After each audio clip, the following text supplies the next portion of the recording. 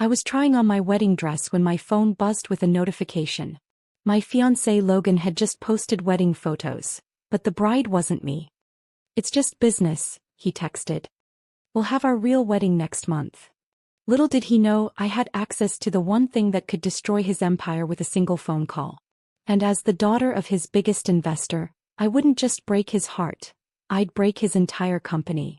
I stared at myself in the mirror of the bridal boutique, the custom-designed gown hugging my figure perfectly. Just moments ago, I'd been imagining Logan's face when he saw me walking down the aisle. Now, my hands trembled as I scrolled through photo after photo of him kissing another woman at what was unmistakably a wedding ceremony. Their wedding ceremony. The boutique attendant's voice sounded distant. "Miss Chin, is everything all right?" I couldn't answer. The caption under the photos read, "Forever begins today. #JustMarried #Forever Pierce." The woman, Sophia Wright, was the daughter of Logan's key overseas supplier. I'd met her once at a business dinner where she'd barely hidden her contempt for me. My phone rang. Logan's face flashed on the screen. I stepped into the private dressing room before answering. "Explain," I demanded, my voice surprisingly steady despite the hurricane raging inside me. "Elena, calm down. This isn't what it looks like." "Really? Because it looks like you just married someone else 3 weeks before our wedding." Logan sighed, the exasperation in his voice making my blood boil. "It's complicated. Sophia's father is dying. His last wish was to see her married to someone who could take care of the family business interests. So you volunteered?" My knuckles turned white around the phone. "I had no choice. Wright Industries supplies 60% of our raw materials. If they pulled out now, Pierce Enterprises would collapse before the quarter ended." His voice softened, attempting the charm that had once made my heart race. "It's just on paper, Elena. A business arrangement. Our wedding, the real wedding, is still happening exactly as planned." I looked at my reflection in the mirror, the $50,000 wedding dress suddenly feeling like a costume. "You expect me to marry you after you've already married someone else?" "The Eternal Love collection launches at our wedding, Elena. The entire marketing campaign is built around our union. Billions are at stake. This is business, not betrayal." "Business, not betrayal." The words echoed hollowly. "Elena? Are you still there?" I ended the call without answering. The boutique attendant knocked gently on the door. "Miss Chin? Would you like help with the dress?" "I'm fine," I managed to say. "I just need a minute." After changing back into my clothes, I left the boutique without making a final decision on the dress. The sunlight outside felt harsh and unforgiving as I slid into the back seat of my waiting car. "Where to, Miss Chin?" my driver asked. "The office," I replied, already pulling out my tablet to check the contract details for the Eternal Love jewelry collection. As creative director of Chin Luxury Group, I'd poured my heart into designing pieces that symbolized unbreakable bonds and unwavering commitment. The irony wasn't lost on me. At Chin Tower, I bypassed the usual greetings from staff and headed straight to my office. Through the floor-to-ceiling windows, I could see Manhattan sprawled out below, a city where business deals and personal promises were apparently equally disposable. My assistant Rachel appeared at the door. "Your father called. He says it's urgent." My stomach dropped. Had news of Logan's marriage already reached my father? "Tell him I'll call back shortly." Instead of calling, I pulled up social media again. Sophia had posted more photos, this time with a close-up of her hand showing off an engagement ring. My engagement ring. The custom-designed piece Logan had claimed was being resized. Before I could process this new betrayal, my phone chimed with a text from Logan. "Dinner tonight? We need to discuss how we're handling this publicly. The merger paperwork needs to be finalized this week." The merger. Chin Luxury Group and Pierce Enterprises were 3 weeks away from the largest luxury goods merger in history. A perfect union of design brilliance and distribution power, timed to coincide with our wedding and the collection launch. I texted back, "Where is Sophia tonight?" After a pause, "Business dinner with her father's associates." "Elena, please be reasonable." Reasonable? As if I were the one being irrational. My office phone rang, my father's private line. I couldn't avoid him any longer. "Elena, have you seen the news?" My father's voice was calm as always, but I detected the underlying tension. If you mean Logan's surprise wedding, yes. He called me this morning. Said it was a formality to secure Wright Industries' continued partnership. He assured me your wedding is proceeding as planned. I closed my eyes. And you believe him? What I believe doesn't matter. What matters is protecting Chin Luxury Group. The merger documents are nearly finalized. So I should just accept that my fiancé married another woman? For business. My father was silent for a moment. I'm not telling you what to do about your personal relationship. I'm reminding you that as creative director, you have responsibilities to this company. After hanging up, I sat motionless, staring at nothing. 3 generations of my family had built Chin Luxury Group from a small workshop into a global powerhouse. The merger with Pierce Enterprises would secure our position for generations to come. And Logan knew it. He knew I wouldn't risk the company's future, my family's legacy. As evening approached, another text from Logan appeared. Car is downstairs. Our reservation is at 8. Wear the sapphire earrings I gave you for your birthday. Still giving orders, assuming compliance. I was about to respond when an email notification appeared. From Marcus Reed, a brilliant financial analyst I'd known since childhood. The subject line, found something you should see. Marcus had always been suspicious of Logan's business practices. I dismissed his concerns as lingering resentment from our school days, when Logan had bullied Marcus mercilessly. The email contained encrypted financial documents. Pierce Enterprises oversees accounting. A single line was highlighted. Irregular payments to shell companies owned by the Wright family, dating back 2 years. My phone rang again. Marcus this time. Did you see what I sent? His voice was urgent. I'm looking at it now. What am I seeing exactly? Logan's been funneling money to Sophia's family for years. This isn't about her father's dying wish. There's something else going on. I felt strangely calm as pieces clicked into place. How did you get these documents? Let's just say I have contacts who owe me favors. Elena, be careful. There's more to this than a surprise wedding. After ending the call, I texted Logan, can't make dinner. Working late. Wedding planning, you know. His response was immediate, don't be childish. We need to discuss damage control. I put down my phone and walked to the window. Night had fallen, the city now a glittering expanse of lights. Below I could see Logan's car waiting. He would be furious that I'd stood him up. Good. I picked up my phone again, not to call Logan, but to dial another number. My father's direct line. Dad? I need access to all the merger documents. And I need to talk to you about the Eternal Love collection launch. I paused, a plan already forming. I think we need to make some changes to the event. As I hung up, I felt a strange sense of clarity cutting through the pain and betrayal. Logan thought he could play both sides. Marry Sophia for her family's business connections while keeping me for the Chin fortune and connections. He had no idea what was coming. Marcus arrived at my penthouse just after midnight, carrying a laptop bag and looking like he hadn't slept in days. His usually meticulous appearance was disheveled. Tie loosened, hair tousled from running his hands through it too many times. I'd never been more grateful to see him. I came as soon as I finished the analysis, he said, stepping inside and surveying the chaos of my living room. Wedding plans were scattered everywhere. Seating charts, vendor contracts, fabric swatches. In a moment of rage, I'd torn up the custom vows I'd spent weeks perfecting. You look terrible, I said, managing a weak smile. You should see the other guy. His attempt at humor faded when he noticed my red-rimmed eyes.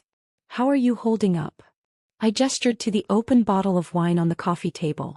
I've graduated from shock to fury. Is that progress? Marcus set his laptop on the table, carefully moving aside a stack of wedding invitations we'd never send. It's a start. He pulled up financial records, pointing to highlighted transactions. Logan's been systematically moving funds through a series of shell companies. Most lead back to Wright Enterprises subsidiaries. Sophia's family business, I confirmed. Yes, but there's more. Marcus pulled up another screen. These transactions coincide perfectly with major contract negotiations between Pierce Enterprises and Wright Industries. Each time Logan secured a more favorable rate, one of these payments followed. Kickbacks. I frowned, leaning closer to the screen. But Logan doesn't need that money. Pierce Enterprises is worth billions. It's not about need. It's about greed. Marcus hesitated. There's something else you should see. He pulled up an email chain. Communications between Logan and Sophia dating back 18 months. My heart constricted as I read their intimate exchanges, plans they'd made, secrets they'd shared. All while Logan was planning a wedding with me. How did you get these? I asked, my voice hollow. Remember Jamie from college? He works in cybersecurity now. When I told him what happened, he offered to help. Marcus looked uncomfortable. I know it's not strictly legal, but I don't care. I stood up, pacing the room. This whole time I thought our relationship was real. That the merger was a natural extension of what we had personally. My laugh sounded bitter even to my own ears. What a perfect mark I was. Elena. Marcus caught my arm, stopping my restless movement. You weren't stupid for trusting someone. He was stupid for betraying that trust. Our eyes met, and for the first time since discovering Logan's deception, I felt something other than despair or rage. A flicker of resolve. What do we do with this information? I asked. That depends on what you want. Marcus released my arm. If you want to walk away cleanly, we can use this to negotiate a favorable separation from the merger. And if I want more than that? Something shifted in Marcus's expression, concern giving way to determination. Then we build a case that doesn't just end the merger but ends Pierce Enterprises as we know it. I moved to the window looking out at the city lights. When we were kids, you helped me get revenge on those girls who excluded me from the birthday party. Marcus chuckled. The fake pool party invitations? We were 12. This won't be as simple as sending fake invitations, I said, turning back to face him. But the principle is the same. They hurt me thinking there would be no consequences. I need to show them how wrong they were. Marcus studied me carefully. You realize revenge won't heal what's broken? I don't want healing yet. I want justice. He nodded slowly. Then we do this right. No half measures. But Elena, his voice softened. When this is over, you'll need to rebuild.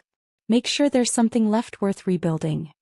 I sat beside him on the couch, suddenly exhausted. What's your stake in this, Marcus? Why help me destroy Logan? He closed his laptop, considering his words carefully. Let's just say I recognize a bully when I see one. Logan's been stepping on people his entire life, assuming wealth and charm would shield him from consequences. There was more to it than that, I could see it in his eyes, but I didn't press. Whatever Marcus's reasons, I needed his expertise. If we do this, I said, we need to be smart. Logan has powerful friends, connections throughout the industry. So do you. Marcus pointed out. Starting with your father. I shook my head. My father cares about the company first. If I tell him what we're planning, he might try to stop us to protect the merger. Then we make sure the company is protected. Or at least, that your father sees that staying aligned with Pierce Enterprises would cause more damage than cutting ties. My phone buzzed with a text from Logan. You're being childish. We need to talk before the press gets wind of this. Breakfast tomorrow? I'll send a car.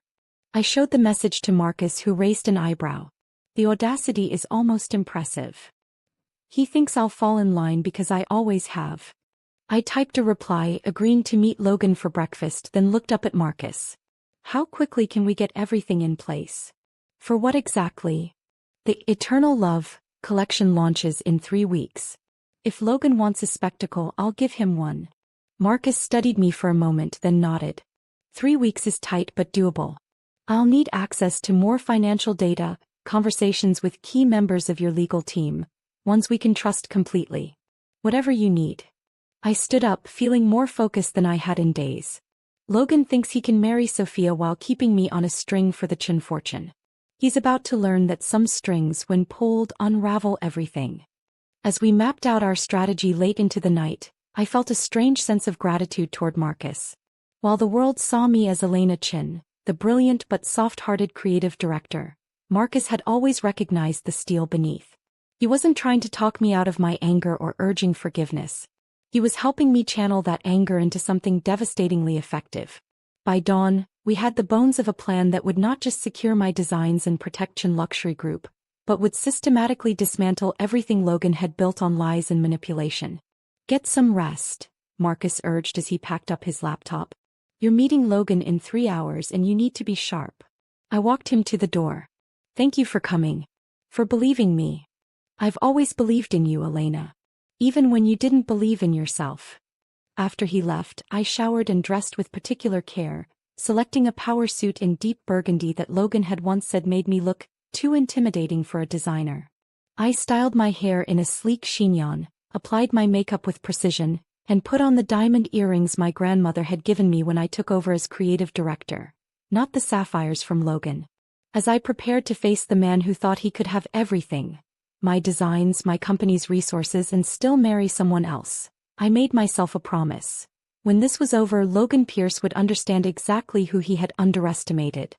You're late, Logan said when I arrived at Helios, the upscale restaurant where he'd arranged our breakfast meeting. He didn't stand to greet me, just checked his watch with pointed emphasis. I had a busy morning, I replied coolly, taking the seat across from him. Damage control. You understand. Logan had already ordered for both of us. Another of his controlling habits I'd once mistaken for thoughtfulness. A green smoothie waited at my place setting, though he knew I preferred coffee in the morning. Elena, we need to approach this rationally. His voice had that practiced sincerity he used in board meetings. I know the optics aren't ideal. Optics? I raised an eyebrow. You married another woman while engaged to me. That's not an optics problem, Logan. That's a you problem. He leaned forward, lowering his voice. It's a paper marriage. A business arrangement to secure Wright Industries' cooperation during a critical phase. Once the merger is complete and the Eternal Love collection launches, Sophia and I will quietly annul the marriage, and you and I will proceed as planned. I took a deliberate sip of the smoothie I didn't want. And I'm supposed to what? Pretend my fiancé isn't married to someone else? Stand beside you at events while your wife watches from the sidelines. Sophia understands the situation. I'll bet she does. I set down my glass. Where is she now, by the way? Still wearing my engagement ring. Logan had the decency to look uncomfortable. That was unfortunate timing. The press was watching. We needed something dramatic for the photos. And the photos? I pressed. Were those also unfortunately timed? The ones of you and Sophia looking very much like actual newlyweds. We needed it to be convincing. His jaw tightened. The Wright family has important connections in markets we're trying to enter. If they pulled their support now, we'd lose hundreds of millions in projected revenue. I nodded slowly as if considering his position. So this is all about protecting Pierce Enterprises' bottom line? And Chin Luxuries, he added quickly. The merger benefits both companies. Your designs will have twice the market reach. The Eternal Love collection will be the cornerstone of our combined brand identity. I allowed a small smile. Then I suppose we should focus on making the launch perfect. Relief visibly washed over him. He'd expected tears, recriminations, perhaps ultimatums. Not this calm acceptance. I was thinking, I continued, we should move the launch to the Grand Aurora Hotel. The ballroom there would allow for a more theatrical presentation. Logan frowned slightly. The plans were already finalized for the Pierce Building venue. The Pierce Building is too associated with just your company, I countered smoothly. If this is truly a merger of equals, we should choose neutral ground. Besides, I added, playing to his ego, the Aurora's gold and crystal interior will better showcase the diamonds in the collection. After a moment's consideration, he nodded. Fine. Have your team coordinate with mine on the change. Of course. I didn't mention that the Grand Aurora was owned by Marcus's family, giving us complete control over every aspect of the venue, including security and audiovisual systems. There's another matter, Logan said, his tone becoming businesslike. Sophia will need to attend the launch. I kept my expression neutral. Naturally. Your wife should be there to support you. He studied me, suspicious of my easy agreement. She could be positioned as a brand ambassador. Someone who embodies the luxury lifestyle our combined brands represent. I have a better idea, I said, inspiration striking. She should model the centerpiece of the collection. The Eternity necklace. Logan looked surprised but pleased. You'd be comfortable with that? The necklace was designed to symbolize transparency and trust in relationships, I said, allowing a touch of irony to color my tone. Who better to represent those values than your wife? He missed the sarcasm entirely, already imagining the publicity. That's actually brilliant. Sophia will love the attention, and it gives her a defined role separate from ours. I'll have my assistant arrange a private fitting for her. As we continued planning, I maintained the facade of cooperation while mentally adjusting our strategy.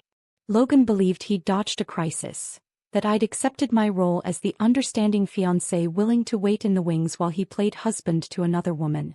His relief made him careless, revealing details about the Wright family's business interests I filed away for later.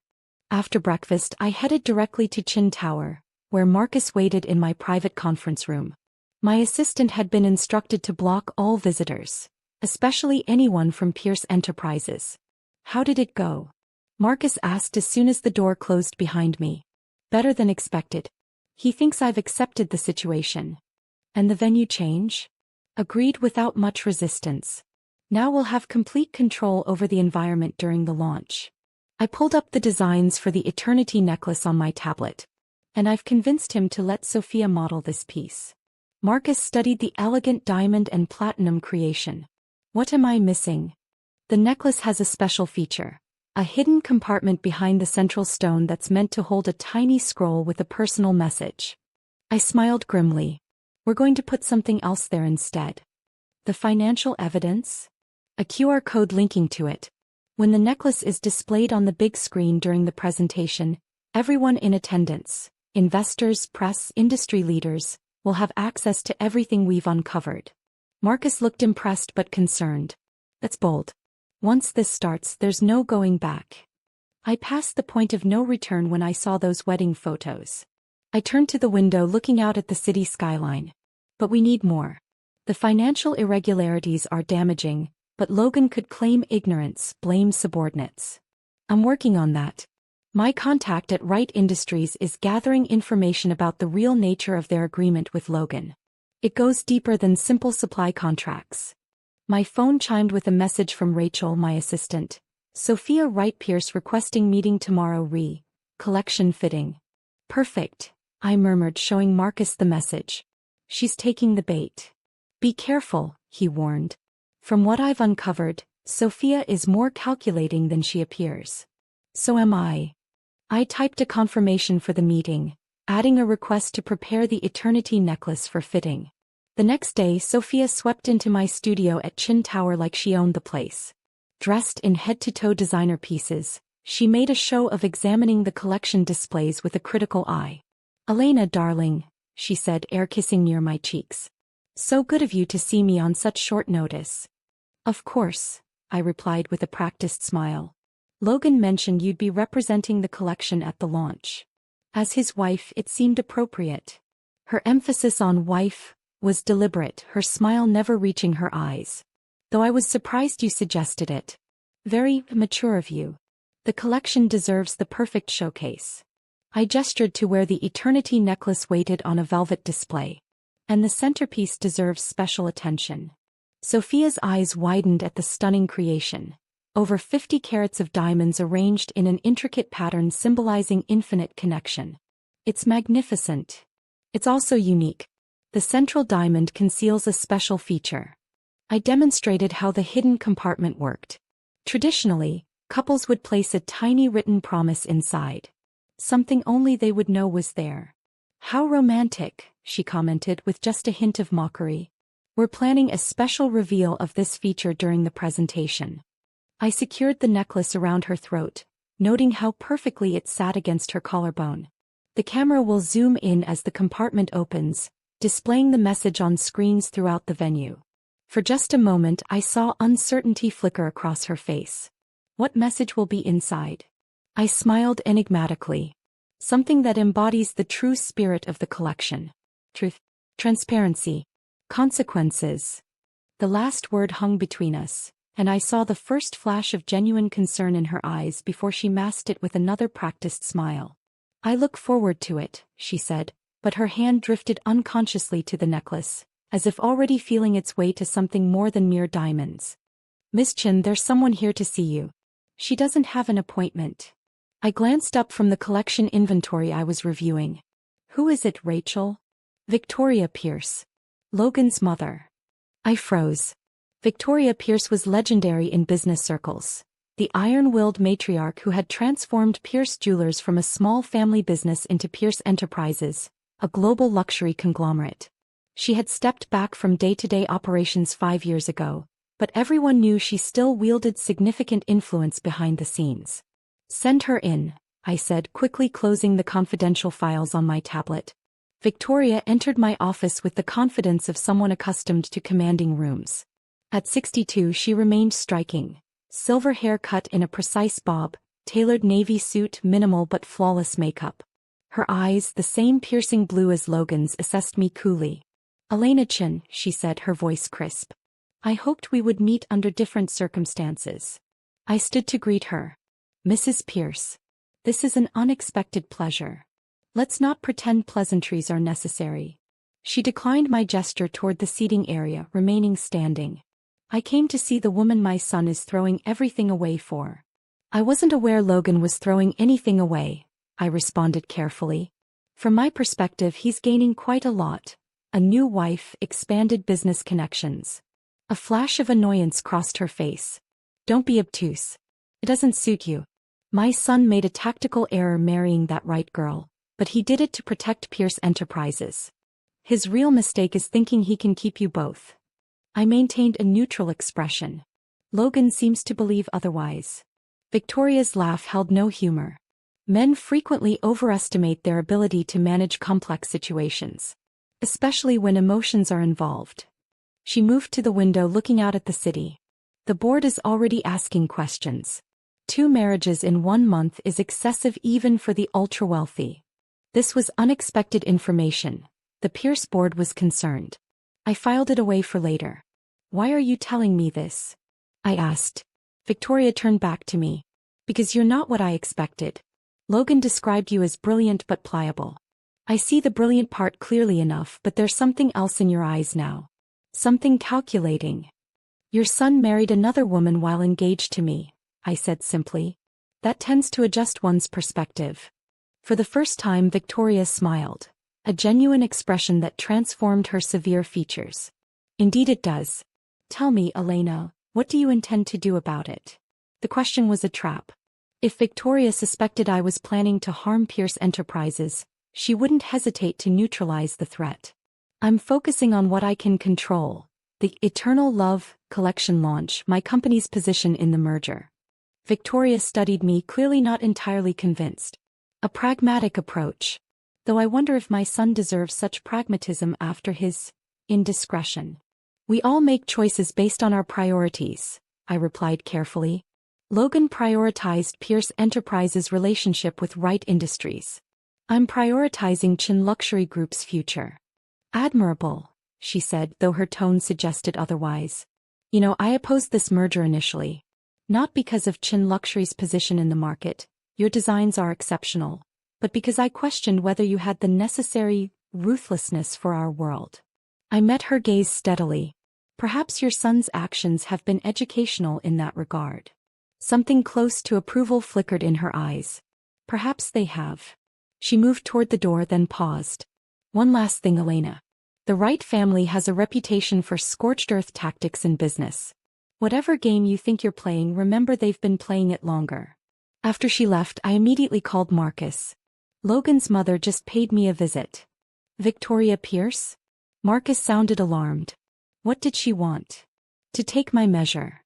I recounted our conversation, highlighting the board's concerns. "We may have an unexpected advantage. If the Pierce board is already worried about Logan's judgment, our evidence will hit with even greater impact." "That's helpful, but Victoria's warning about the Wright family concerns me. We need to accelerate our timeline." I agreed. "Let's meet tonight. I'll bring the updated launch presentation." That evening, I arrived at the Grand Aurora Hotel to review the venue preparations. Marcus waited in the ballroom, already deep in conversation with the technical director. "The screens are being installed tomorrow," he explained as I joined them. "We'll have complete control over what appears when, including the live feed of the necklace compartment opening." I nodded, satisfied with the arrangements. "And security?" "Only personnel we've personally vetted. No one from Pierce or Wright will have access to the control systems." After finalizing the technical details, Marcus and I retreated to the hotel's executive lounge to review our progress. We've confirmed Logan has been manipulating supply costs through Wright Industries for years, Marcus reported, showing me the evidence on his laptop. They've been overcharging Pierce Enterprises, with the excess flowing back to offshore accounts benefiting both Logan and Sophia's father. So it's not just marriage to secure a business relationship, it's to protect their fraud scheme, I realized. Exactly. The merger with Chen would provide cover for expanding the operation while giving them access to your family's connections in new markets. I felt a chill at how thoroughly I'd been deceived. What about the designs? The patents we registered jointly for the collection? Marcus grimaced. That's the other problem. Logan has been systematically transferring intellectual property rights to shell companies controlled by Sophia. Not just the Eternal Love collection, but several of your previous designs as well. He can't do that without my signature, I protested. Normally no. But the preliminary merger agreements you signed included clauses allowing for temporary IP reassignment for international market protection. It was buried in the fine print. I closed my eyes briefly, remembering how I'd trusted Logan's lawyers to handle the standard paperwork. Another mistake. So they get my designs, my company's market position, and the profits from their fraud scheme. My voice hardened. Not anymore. We have enough to stop them, Marcus assured me. But Elena, this goes beyond Logan now. The Wright family won't simply walk away when threatened. Victoria was right about their reputation. I considered this complication.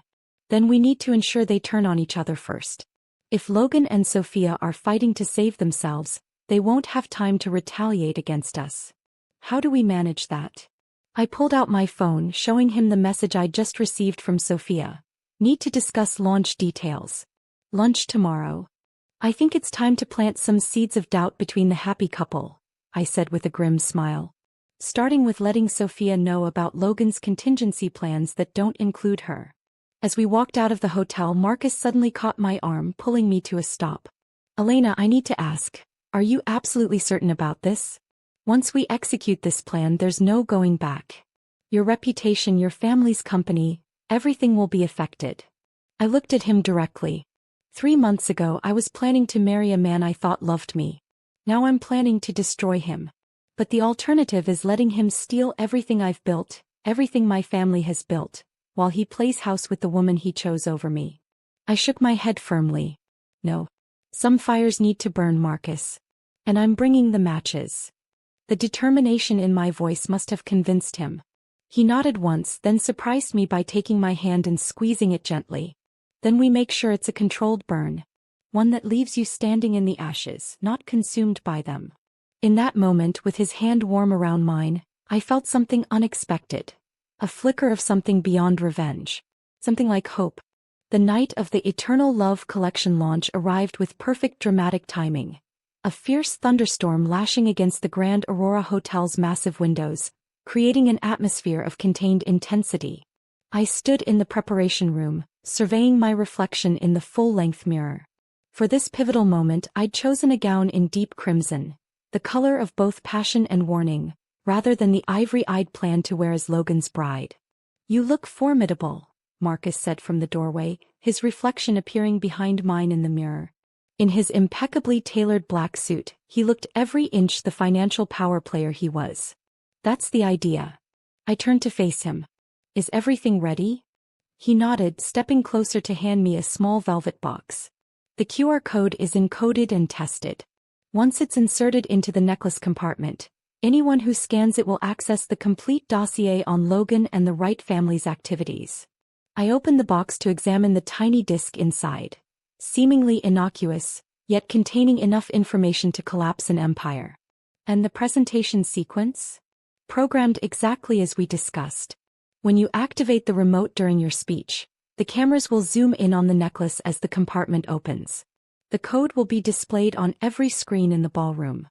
A knock at the door interrupted us. Rachel, my assistant, looking uncharacteristically nervous. Miss Chen, your father is asking to speak with you. Urgently. I exchanged a quick glance with Marcus. My father wasn't supposed to arrive until the formal presentation began. Send him in.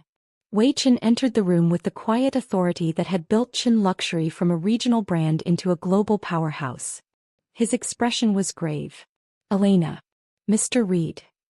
He acknowledged Marcus with a nod before turning to me. "I need a moment with my daughter." "Alone." After Marcus excused himself, my father wasted no time. "Victoria Pierce contacted me this afternoon. She suggested I ask you about your plans for tonight's event." My stomach tightened. What exactly did she say? Only that I should ensure the Chin family isn't blindsided by whatever happens. He studied me intently. "Elena, what have you done?" For a moment I considered deflecting, maintaining the secrecy we'd preserved these past weeks. But my father deserved better.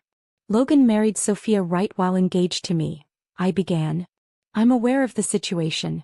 A regrettable personal complication, but—" "It's not just personal," I cut in, walking to my laptop and opening the files we'd compiled. "Logan and the Wright family have been systematically defrauding investors, manipulating supply chains, and stealing intellectual property, including my designs." My father's expression remained impassive as he reviewed the evidence, but I knew him well enough to recognize the controlled fury building behind his calm exterior. "You've verified all of this?" "Multiple sources triple-checked. Logan planned to use our marriage and the merger to expand their operations while gaining access to Chen's resources and connections." He was silent for a long moment. "And tonight? What do you intend to do with this information?" "Expose everything. During the centerpiece reveal of the collection." Another long pause. "You understand this will likely end the merger." "The merger is already dead," I said firmly. "They killed it the moment they decided to use our family as pawns in their scheme." My father closed the laptop. "Victoria Pierce indicated she's been aware of irregularities in her son's business practices. She suggested she would not oppose a course correction, as she put it. This was unexpected. She's willing to sacrifice her own son? The Pierce legacy is larger than Logan. Victoria built that company through discipline and principle. She won't allow him to destroy it through greed and arrogance." He placed a hand on my shoulder. "But Elena, once you do this, there's no returning to the way things were. Your reputation, your position in the industry, everything changes." "I know. But the alternative is allowing them to take everything we've built. Everything I've created." My father studied me for a moment longer, then nodded once. "Then the Chin family stands with you. But we do this on our terms, strategic, controlled, and absolutely devastating." With my father's unexpected support secured, the final pieces fell into place. By the time the ballroom doors opened to admit the gathered elite of the fashion and luxury worlds, I felt a strange calm descend over me. This wasn't just revenge anymore. It was justice. Logan found me near the private entrance to the presentation stage, his expression a mixture of relief and wariness. "You look stunning," he said, leaning in to kiss my cheek. I turned slightly, causing his lips to brush air instead. "Everything is perfect. The press coverage is even better than anticipated." "It should be," I replied coolly. "After all, everyone loves a fairy tale." His smile faltered slightly at my tone. "Elena, I know these past weeks have been difficult, but after tonight we can begin working on our future again. Once the merger is finalized." "Where's your wife?" I interrupted, glancing around theatrically. Shouldn't she be preparing for her moment in the spotlight? Logan's jaw tightened. "She's having her final fitting with the stylists. Elena, we agreed on how to handle this. Sophia models the centerpiece, we present a united business front, and in a few months, we quietly resolve the personal complications." "Yes, we did agree," I acknowledged, my smile not reaching my eyes. "Though I've made some small adjustments to the presentation. Creative director's prerogative." Before he could question me further, the event coordinator signaled that we were ready to begin. Logan gave me one last concerned glance before adopting his public face. Confident, charismatic, the business visionary. The presentation unfolded exactly as planned. I delivered my introduction flawlessly, speaking of truth, transparency, and the unbreakable bonds symbolized by the collection. Logan followed with his portion, emphasizing the strategic brilliance of our merged companies, the expanded markets we would conquer together. Then came the moment for the centerpiece reveal. Sophia glided onto the stage in a shimmering silver gown that complemented the diamonds of the eternity necklace perfectly. She played her part beautifully, smiling for the cameras, turning gracefully to display the exquisite creation around her neck. The eternity necklace symbolizes the perfect union of beauty and truth, I announced, stepping forward. It contains a special feature, a hidden compartment that holds a secret message, visible only when the wearer chooses to reveal it. I approached Sophia, who maintained her camera-ready smile even as uncertainty flickered in her eyes. Tonight, I continued, addressing the rapt audience, we reveal not just the physical beauty of this creation, but the truth it contains. With practiced precision, I activated the mechanism that opened the compartment, simultaneously pressing the remote in my palm. On the massive screens surrounding the ballroom, cameras zoomed in on the necklace, displaying the QR code now visible in the open compartment.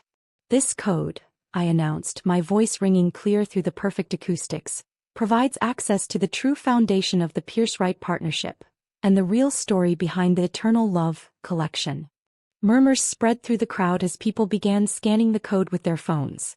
Logan's expression shifted from confusion to dawning horror as he realized what was happening.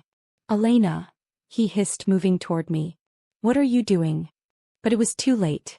The screens around the ballroom switched to display the first pages of financial records, email communications, and patent transfers. A collective gasp rose from the assembled guests as the magnitude of the deception became clear. Sophia's perfect smile collapsed as she saw her family's private business dealings projected for all to see. She clawed at the necklace, trying desperately to remove it, but in her panic she couldn't work the clasp. "This is how business is conducted in the shadows," I continued calmly, even as our security, moved to block Logan from reaching me. "But tonight we bring it into the light." Chaos erupted in the Grand Aurora Ballroom.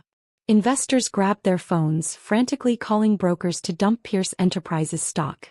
Journalists abandoned the elegant canapés to chase the breaking scandal. Security escorted a shouting Logan and hysterical Sophia through a side exit as flashbulbs exploded around them. I remained on stage, perfectly composed amid the storm I'd unleashed.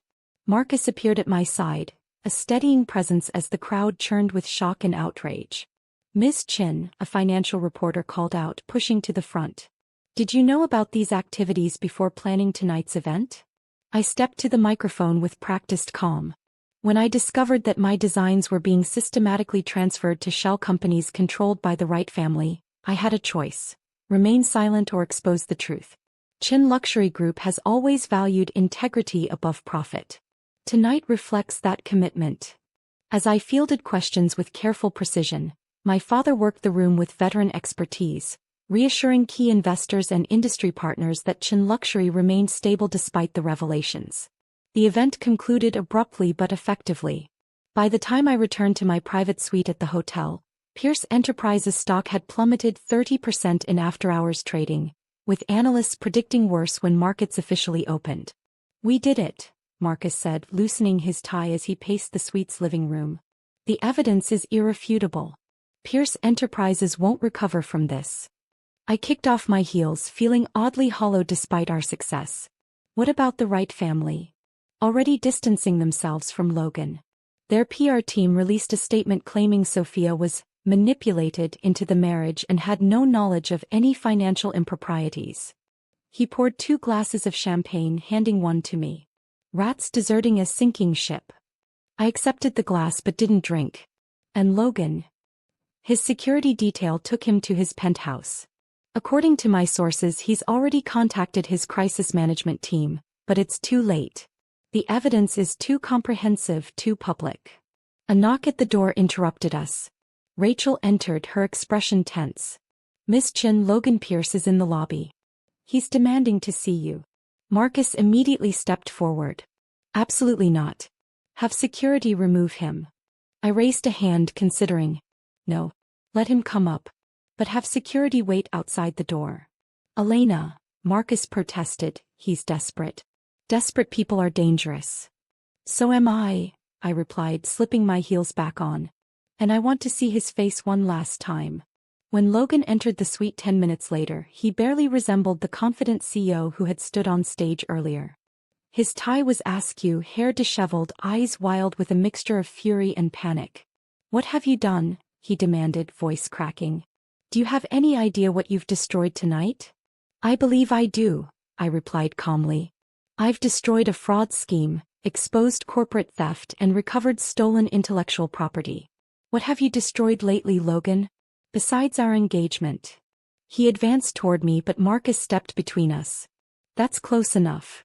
Logan's laugh was bitter. "Of course. Your loyal attack dog." Was he warming my side of the bed before or after the wedding photos? "You lost the right to ask about my personal life when you married someone else," I said coldly. "But if you want to discuss beds, perhaps we should talk about the offshore account you set up for your Tokyo apartment, the one you share with neither your fiancé nor your wife." His face paled. "How did you find out?" "I'm thorough, Logan. More thorough than you gave me credit for." I moved to the window, looking out at the city lights. "You thought I was just a talented designer, valuable for my creative output and my family connections, but ultimately controllable. That was your mistake. This isn't over," he threatened, desperation edging his voice.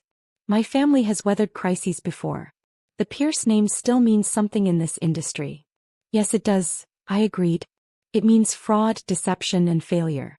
That's your legacy now." His composure shattered. "You vindictive bitch. You've ruined everything." "No, Logan. You ruined everything the moment you decided I wasn't enough, that you needed both me and Sophia, that you deserved everything without consequence." I turned back to face him, my voice steady. "But there are always consequences." Security appeared at the door, responding to Logan's raised voice.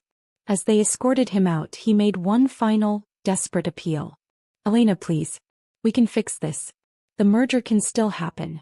Your family needs this deal as much as we do." I smiled thinly. "Actually, we don't. While you were planning your double life, Chin Luxury secured exclusive distribution rights with Miyamoto Group in Asia, the market you were counting on the merger to access. We announced it tonight, right after your hasty exit.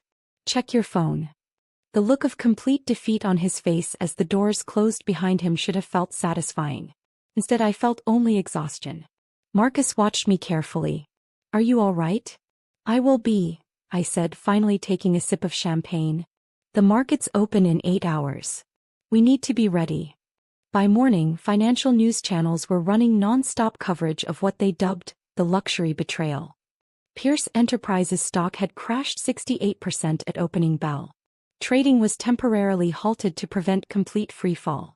Analysts were already speculating about bankruptcy. I watched the coverage from my office at Chin Tower, surrounded by my executive team as we navigated the aftermath. My phone buzzed constantly with messages from industry contacts, many suddenly eager to distance themselves from Pierce while strengthening ties with Chin. "Elena," my assistant called from the doorway. "Victoria Pierce is here." The room fell silent. Victoria entered with the same regal bearing as always, though the strain of the past 24 hours showed in the tightness around her eyes. "Well," she said, surveying the assembled executives, "you certainly don't do things by half measures." I dismissed my team with a nod, leaving Victoria and me alone. "Your son destroyed himself," I said once the door closed. "I merely provided the platform." 3 months after the scandal that financial media now simply called the necklace reveal, I stood on the rooftop garden of Chin Tower, watching the sunset paint Manhattan's skyline in shades of gold and crimson.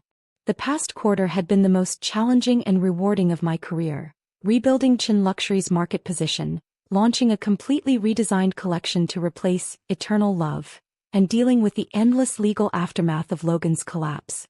"Thought I might find you here," Marcus said, joining me at the railing. The board meeting ran long. "Good news or bad?" "Excellent news, actually. Third quarter projections are 22% above our most optimistic estimates. The Phoenix collection is outperforming even the original forecasts for Eternal Love." He handed me a tablet displaying the financial reports. "Turns out scandal is good for business when you're on the right side of it." I smiled, scrolling through the figures. "And the right industry's situation?" "Officially untangled from our supply chain. Your father's connections in Singapore proved invaluable for securing alternative sources." The rooftop door opened again, admitting Rachel. Miss Chen, your father asked me to remind you about dinner tonight. He says to bring Mr. Reed if you'd like. After she departed, Marcus raised an eyebrow. Dinner with the CEO of Chen Luxury Group? Should I be nervous? Terrified, I teased, our relationship having evolved into something more relaxed since the night of the revelation. Though I think you earned his respect when you helped save the family business from disaster. Speaking of disasters, Marcus said, his tone turning serious, have you seen the latest about Logan? I nodded. The business press had been relentless in documenting Logan's downfall. The criminal charges for financial fraud, the civil lawsuits from investors, the divorce filing from Sophia barely 2 weeks after the scandal broke. He's agreed to a plea deal, I said. 5 years reduced to 18 months if he testifies against the Wright family. It's all over the financial news. Does it feel like justice? I considered the question carefully. Not justice exactly. More like balance restored. I turned to face him directly. I didn't destroy Logan. He self-destructed the moment he decided that having everything, me, Sophia, both companies, was his birthright. Marcus seemed to accept this. And Sophia? Any regrets about her part in all this? She made her choices. I remembered the vicious text messages Sophia had sent in the weeks following the revelation, blaming me for ruining her life, before her family whisked her away to their compound in Switzerland. The Wright family protected their own as expected. And Victoria Pierce? Marcus asked. Any word from the formidable matriarch? I smiled at his characterization. Actually, yes. She's restructuring what remains of Pierce Enterprises, selling off non-core assets, focusing on their original jewelry business rather than the luxury conglomerate Logan tried to build. She sent me a message last week. Friendly or threatening? Neither. Professional. She's proposing a limited collaboration on a small collection. Something about honoring traditions while acknowledging changed circumstances. Marcus looked surprised. You're not considering it? I'm not dismissing it outright, I corrected. Victoria didn't approve of Logan's methods. In her own way, she helped us by not interfering that night. The business shark in me admires your pragmatism, Marcus admitted. The man who watched you suffer because of her son is less enthusiastic. The candid comment made me study him more closely. Throughout the crisis and aftermath, Marcus had been my strategic partner, my sounding board, occasionally my conscience. But there had been moments, a touch that lingered, a look that conveyed more than professional concern, that suggested something deeper developing between us. The woman who was betrayed has moved forward, I said quietly. Not forgotten but not defined by it either. Something shifted in his expression. And where exactly has she moved forward to? Before I could respond, my phone rang, my mother confirming dinner arrangements. The moment of potential revelation was lost as we shifted back to practical matters. That evening, dinner with my parents unfolded with surprising warmth. My father, typically reserved about business at family gatherings, raised his glass in a toast.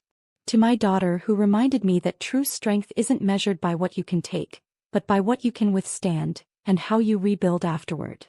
My mother added her own sentiment. And to new beginnings, whatever form they might take. Her meaningful glance between Marcus and me wasn't particularly subtle.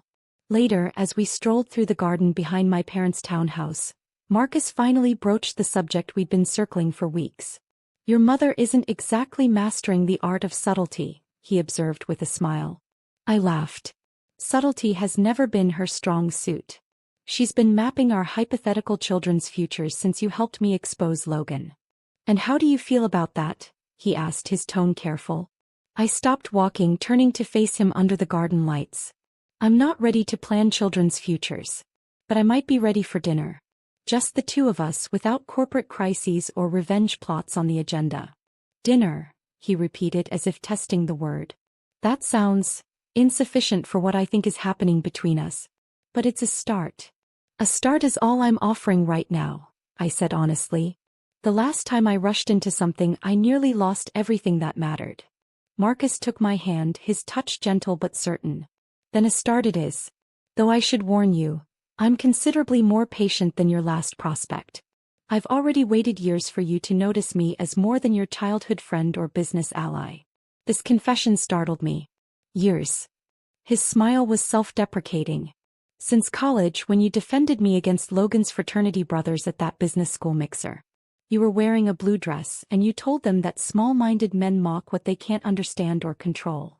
I remember that night, I said softly, surprised by his perfect recall of a moment I'd nearly forgotten. You weren't the only one paying attention. I noticed how you never flinched, never let them see they'd gotten to you. That kind of quiet strength is rare. As we stood there, the garden lights casting gentle shadows across his face, I realized that perhaps the most unexpected outcome of Logan's betrayal wasn't my professional resilience or the company's recovery, but this moment, finding value in someone who had been there all along, waiting for me to see him clearly. 1 year after the night that changed everything, I stood in my office reviewing the final designs for Chin Luxury's summer collection. The past 12 months had transformed both the company and me in ways I never could have anticipated when Logan first betrayed me. Chin Luxury had not merely survived the scandal but thrived, our reputation for integrity paradoxically strengthened by the public exposure of Logan's deception.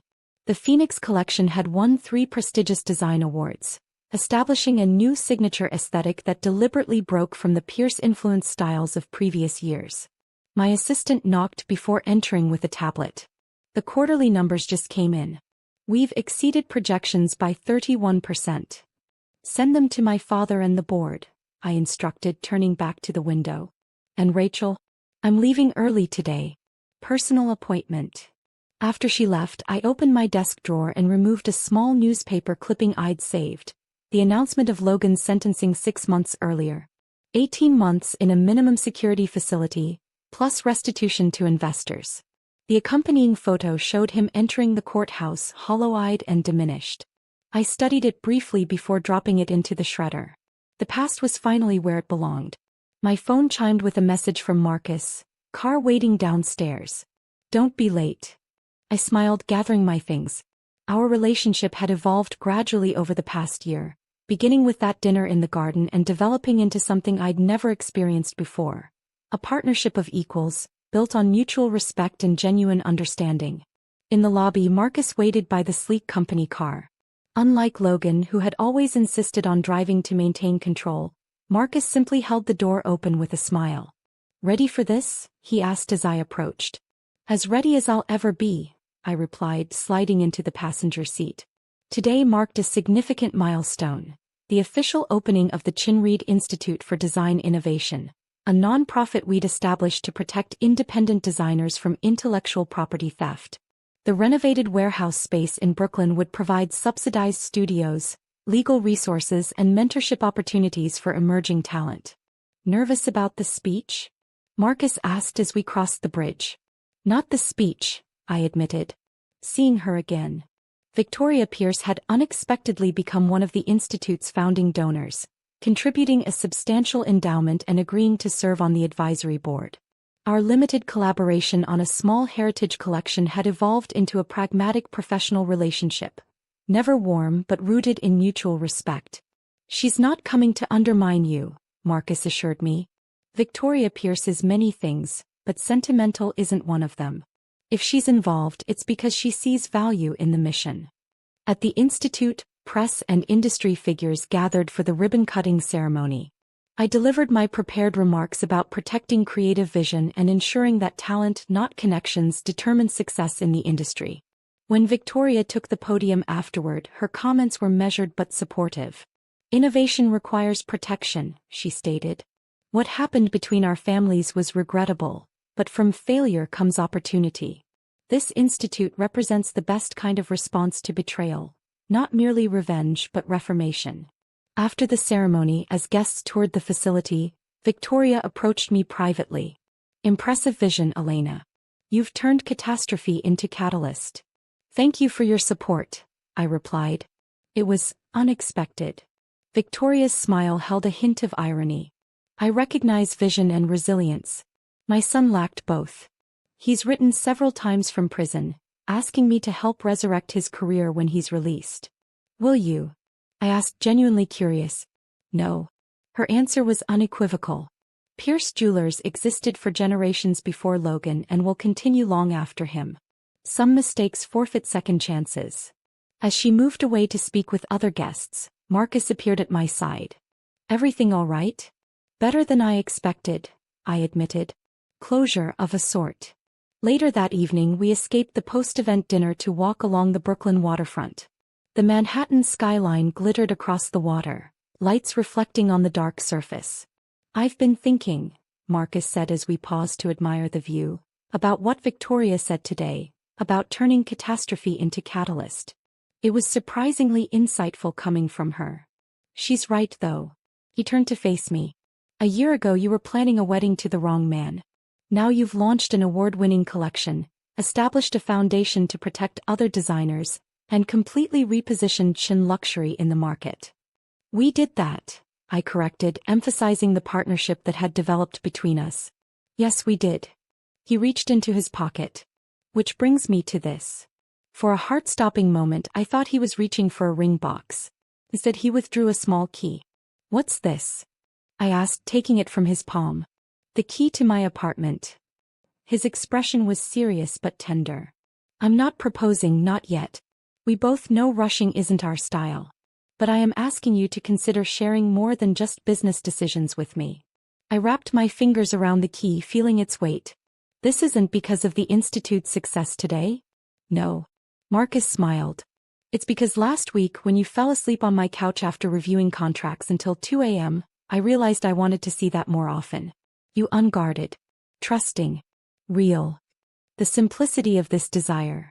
Not the polished professional Elena Chin that the world saw, but the woman who drooled slightly on couch cushions when exhausted, touched me deeply.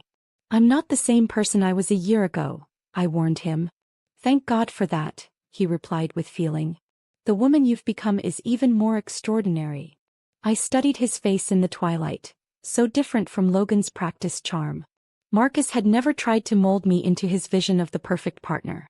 He had simply stood beside me, supporting without controlling, challenging without diminishing. I have conditions, I said finally. My apartment has the better view. And I'm not giving up my home office. His laugh was warm with relief. Negotiating already? I'd expect nothing less. As we sealed this new agreement with a kiss, I reflected on the unlikely journey from betrayal to this moment. Logan had intended his deception to control me, to force me into accepting less than I deserved. Instead, it had catalyzed a transformation that led to someone, far better than what I'd lost. The final irony wasn't lost on me. In his selfish attempt to possess everything, Logan had lost it all. In learning to trust again, cautiously, deliberately, with clear eyes, I had gained something genuinely eternal. The understanding that true love wasn't about possession or control but about partnership and growth. And that, unlike the ill-fated, eternal love collection, was a design that would endure.